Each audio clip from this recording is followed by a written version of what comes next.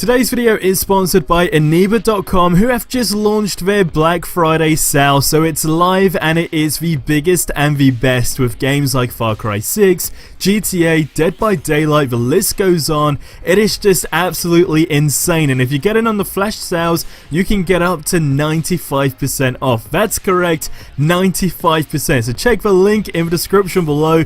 You definitely do not want to miss out on this. There are just tons of them, but of course the clock is ticking, so don't miss out. Click that link in the description below.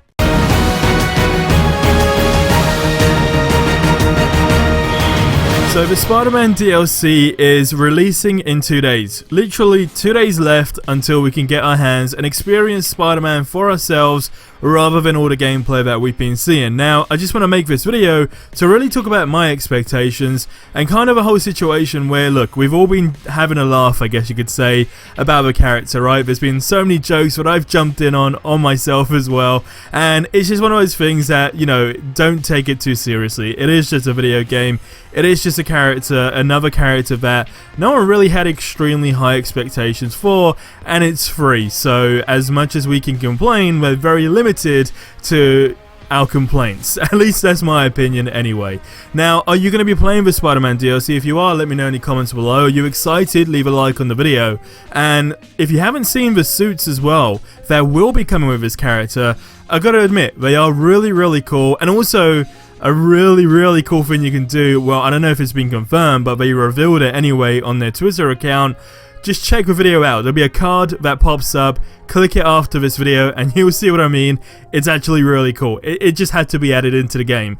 Now, with my expectations, honestly, I've seen so many people really go round in circles saying, well, the character not coming with a story mode doesn't make any sense, etc, etc. In my honest opinion, I just feel we're limited on how much we should be bothered about that. I've compared it to Insomniac Games as Spider-Man as well. Look, we know the bar is just ridiculously high there, but this is a live service game. Should we, or could we have got a better Spider-Man, at least from what we've seen anyway from IGN? And I know people say, well, that's just an early build. Look, let's be honest, it was practically a review, right? But from what we've seen, look, is it the worst? No. Could it have been better? Absolutely.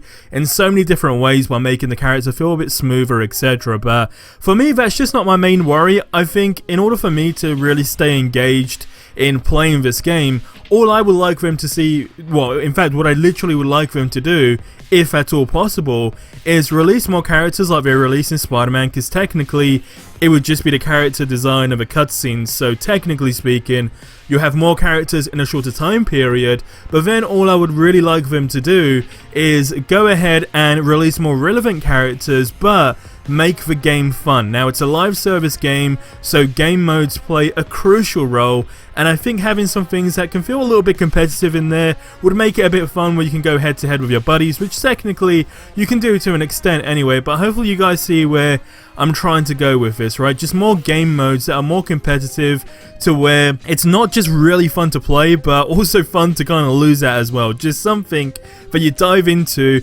maybe even creating your own little mini games in there. I know this is kind of going way off the track, but I'm just thinking right now on what they would do after Spider-Man in terms of making this game more fun, right? It's not to do with the characters anymore at this moment in time, because we've got really good characters. It's just what you can do in a game. So for me, what it really boils down to is I'm looking forward to this DLC. I'm going to play it. My expectations are basically where they are now, where we're just going to be playing as Spider-Man. It's going to be kind of cool, but it's not going to change your mind completely and say I'm going to play this game every single day. But in order to get me personally to that stage, there needs to be more fun game modes that make me want to go ahead and jump on the game, where I can either play solo and have a ton of fun, either going on like the leaderboards, etc, doing certain challenges, or making it more fun where I can jump on with my buddies ultimately. And I know they kind of done that, where now you can be the same characters as well. That was a big step in my opinion. But just doubling down on things like that, for me as a consumer, would really go a long way and actually make me way more engaged in this game. And that's just my opinion on the whole situation, and I want to know yours. So get in the comments below, let me know how you feel about this stuff. Expectations, don't set them ridiculously high. You're going to see reviews of people just basically saying it's a terrible DLC, it's a terrible character, but look, nobody's having to spend a buck here, right? Unless you actually want to go ahead and purchase suits. So it is what it is. That's kind of been my mentality since the last couple of DLCs. It's free, sure, I can complain, but if you're going to complain and not give your solution on things that can possibly improve the game, then it's just kind of like, okay, well, we're just being a negative Nancy at this moment in time, right? So let's just try and better the game by sharing ideas, and then literally, quite literally, hoping for the best. But let me know your thoughts in the comments below. I'll see you in the next one. Till then, have yourselves a ridiculously amazing day, and adios amigos.